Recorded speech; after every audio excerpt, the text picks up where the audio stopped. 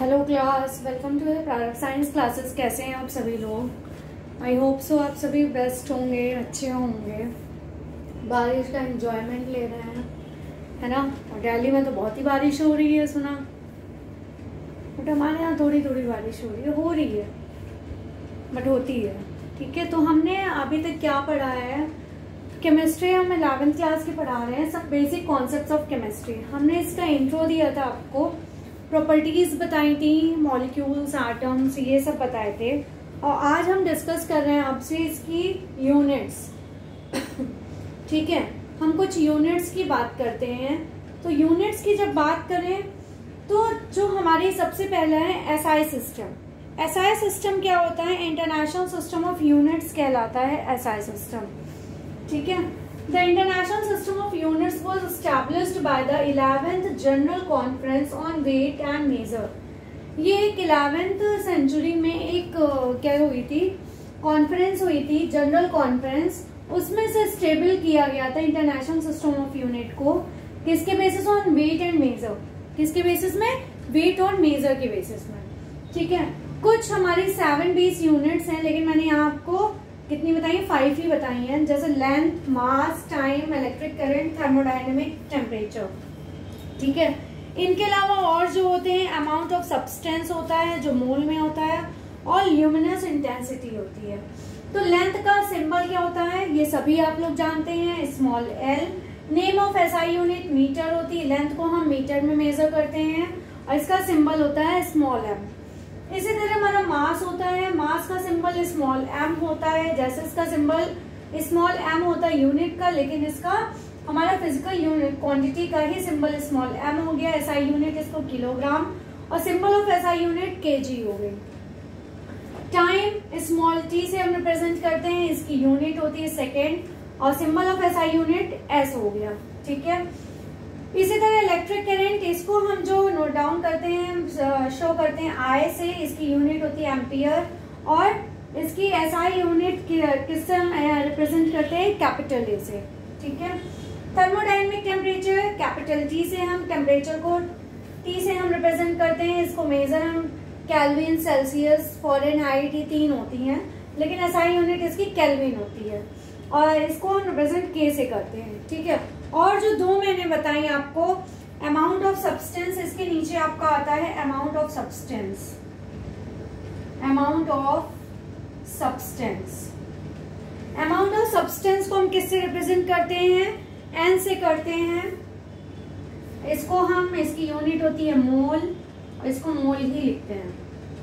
ठीक है, इसकी एसआई यूनिट मोल ही होती है, और लिखते इसको मोल ही है, या मोल लिख देते हैं इसको। ठीक है, और इसके बाद एक है ल्यूमिनस इंटेंसिटी। यहाँ एक और देख लीजिए, मैं ऊपर लिख के दे रही हूँ यहाँ पे, luminous intensity.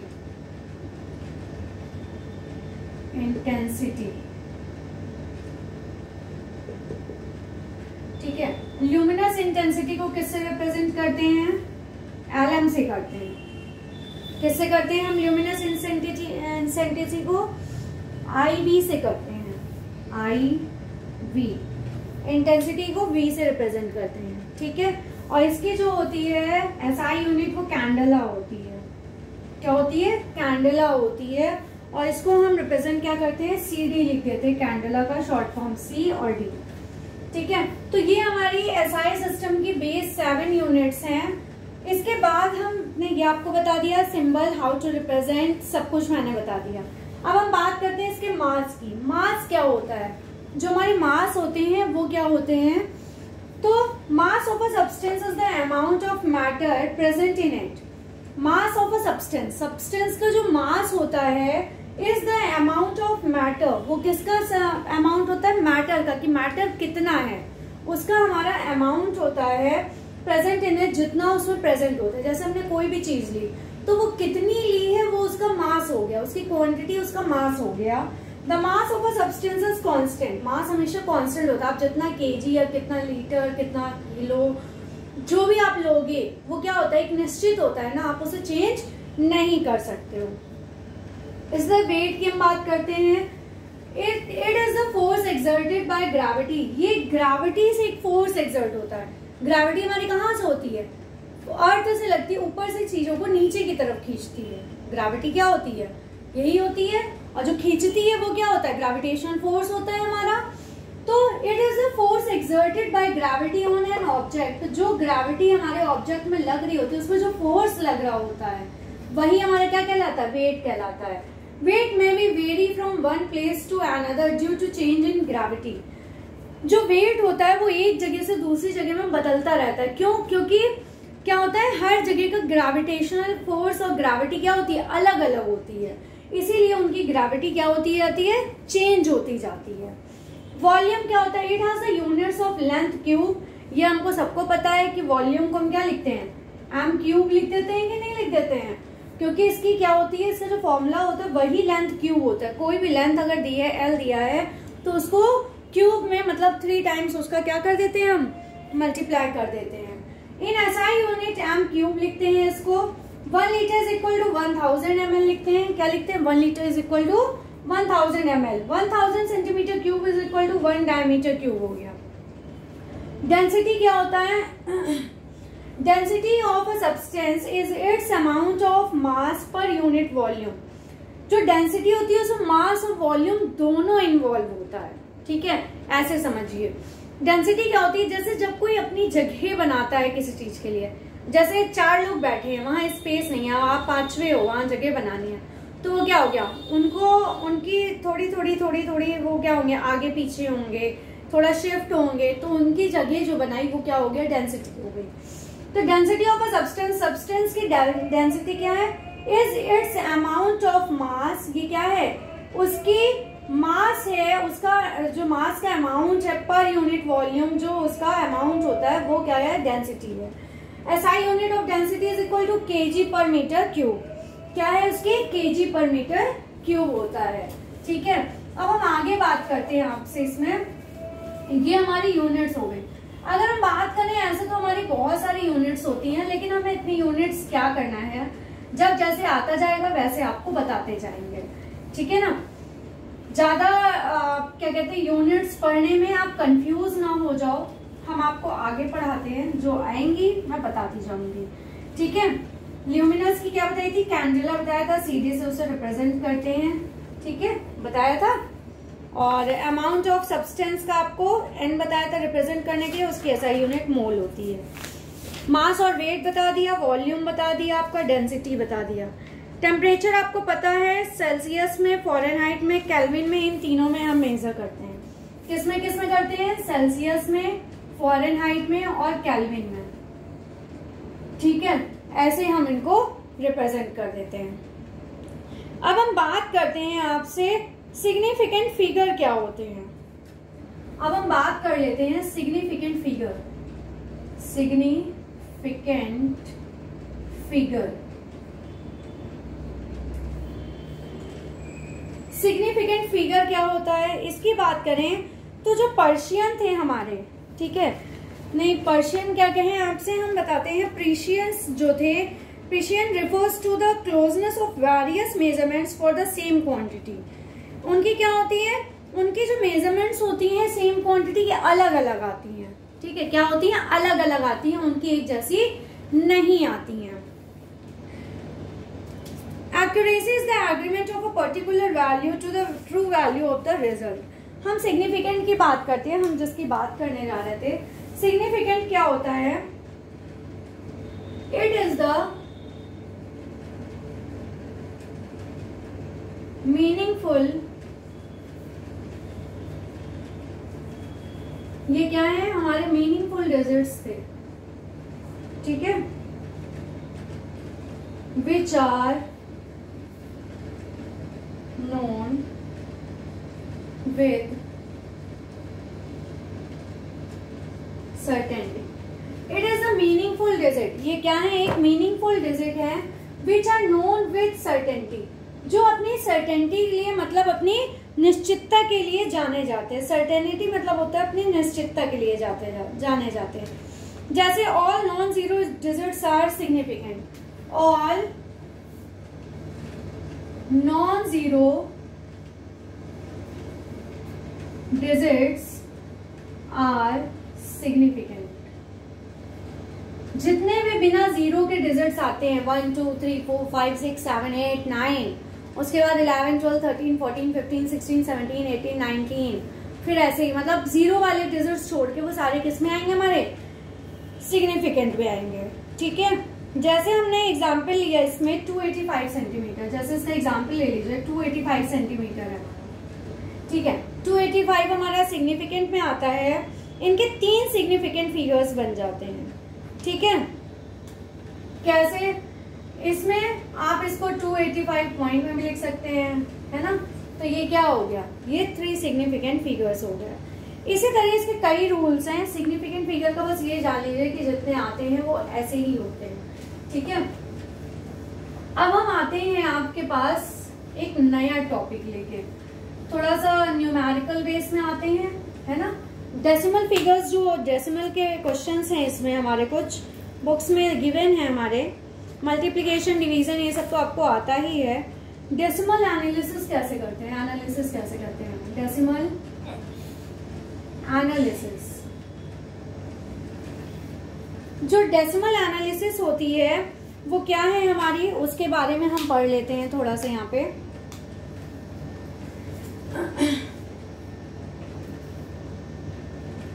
The method used to accomplish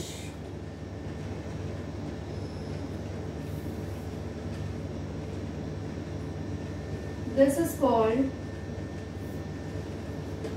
factors label method। इसको फैक्टर लेवल मेथड भी कहते हैं या यूनिट फैक्टर मेथड भी कहते हैं। क्या कहते हैं, जो ये मेथड है यूज किया जाता है इस कॉम्प्लेक्स को मतलब चेंज करने के लिए, उसे हम कहते हैं फैक्टर लेवल मेथड कहते हैं, या फिर मैंने क्या बताया आपको, यूनिट फैक्टर मेथड कहते हैं।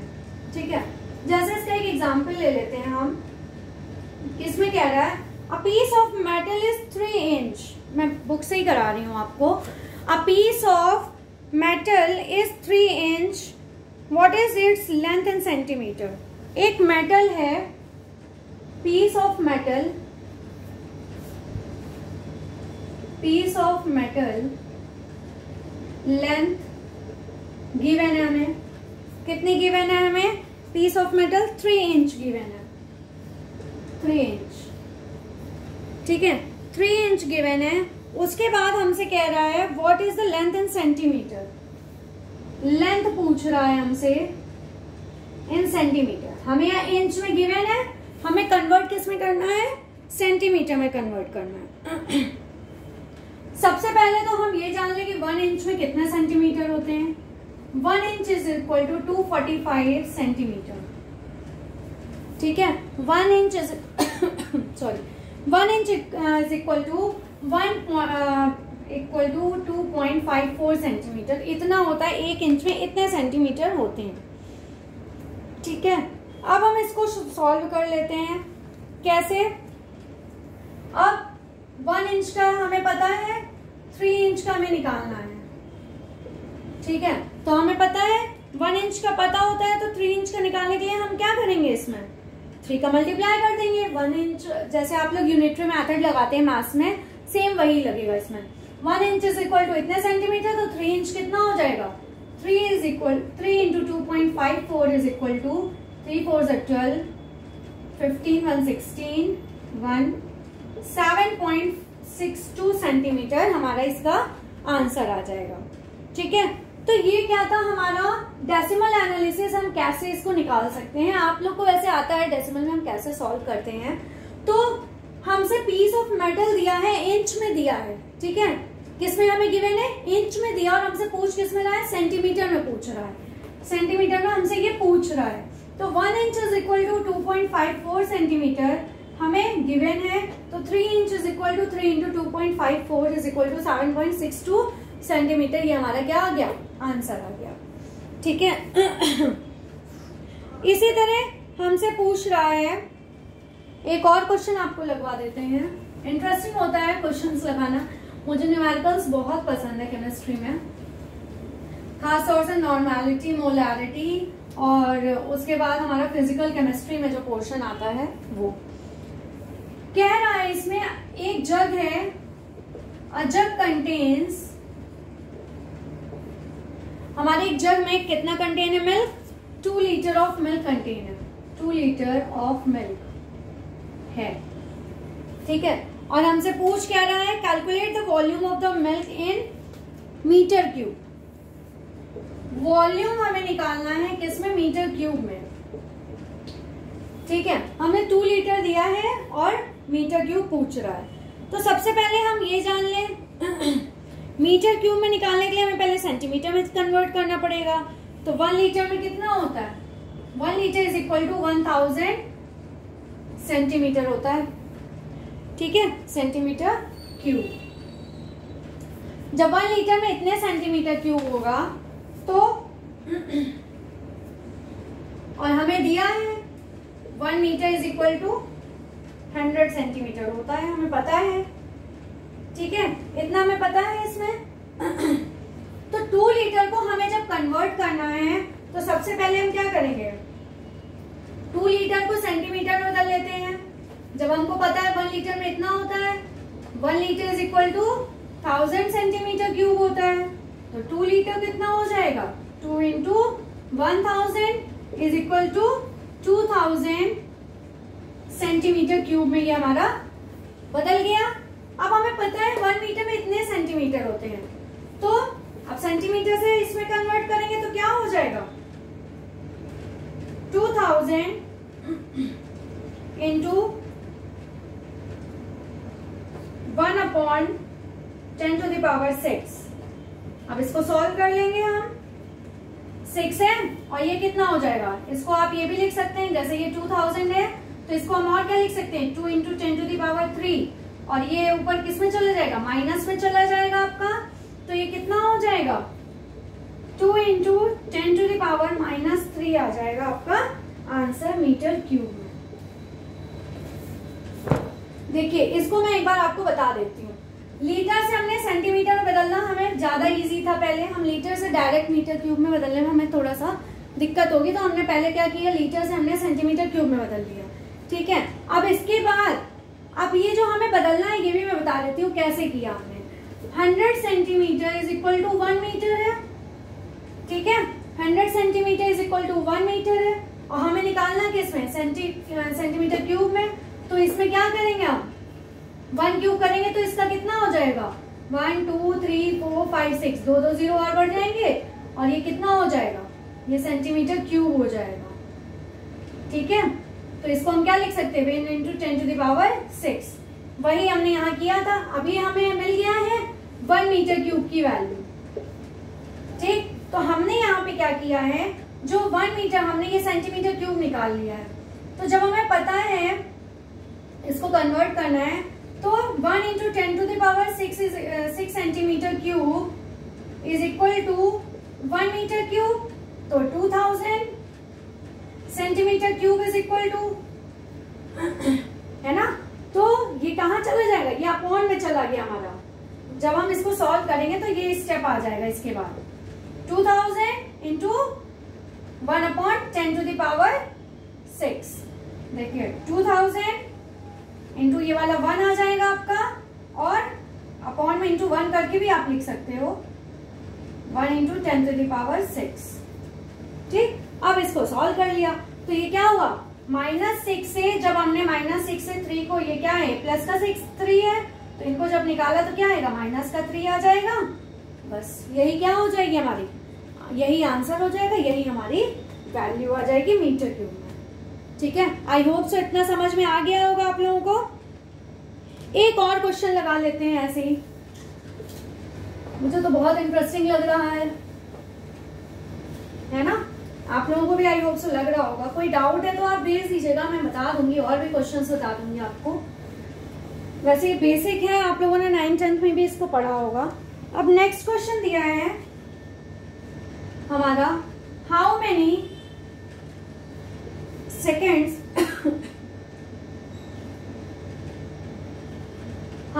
Seconds are there in 2 days, वाह, ये तो मैथ्स का जनरल क्वेश्चन है, ये आप सभी लगा सकते हो। 2 डेज में कितने सेकंड्स होते हैं? सबसे पहले हम ये जान लें कि 1 डे में कितने आवर्स होते हैं। 1 day is equal to 24 hours होते हैं हमारे, होते हैं। 1 डे में हमारे कितने आवर्स हो गए?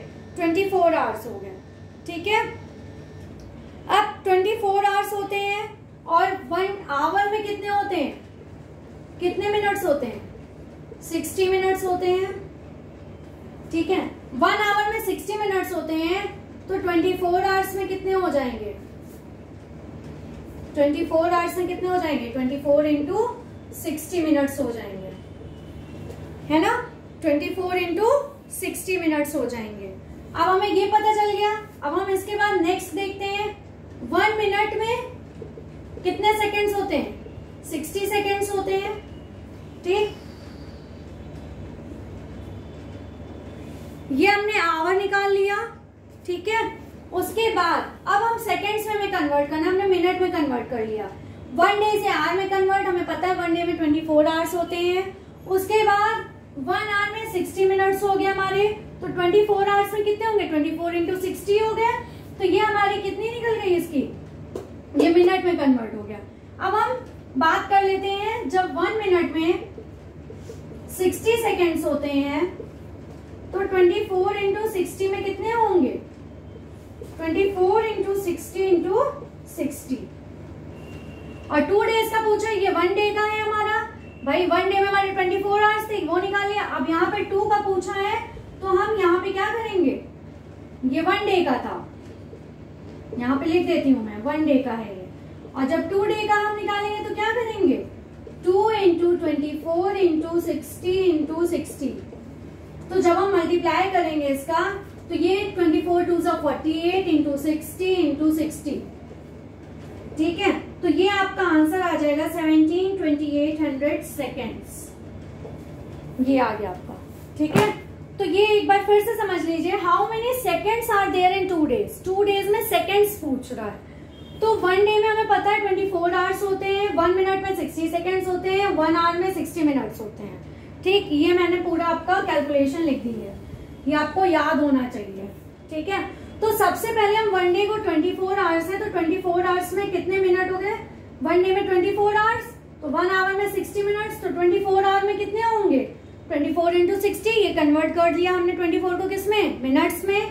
अब 1 डे में कितने हमारे सेकेंड्स है? तो 1 मिनट में 60 सेकेंड्स होते हैं, तो 24 इंटू 60 मिनट्स में कितने सेकेंड्स होंगे? तो 24 इंटू 60 इंटू 60, ये 60 आवर का उसका मिनट का हो गया, और ये हमारा हो गया सेकेंड का, ठीक है। तो 2 डेज का, ये 1 डे का हमारा निकला। 2 डेज के लिए क्या करेंगे? इसी में हम 2 का मल्टीप्लाई कर देंगे, तो 1,72,800 हमारा सेकेंड्स आंसर हो जाएगा ये, ठीक है। आई होप सो इंटरेस्टिंग लगा होगा, मजा आई होगी आप लोगों को। तो ये था हमारा आज का इतना टॉपिक, ये कंप्लीट होता है। हम इसके बाद लॉस शुरू करेंगे। ये हमारे कुछ न्यूमेरिकल पोर्शन थे, बाकी और आएंगे तो वो भी मैं बताऊंगी। और कोई भी डाउट है आप कमेंट सेक्शन में भेज दीजिए, ठीक है। और देखते रहिए मेरे साइंस फैक्ट्स, बहुत ही इंटरेस्टिंग है। Please like share and subscribe my channel. Thank you, take care class.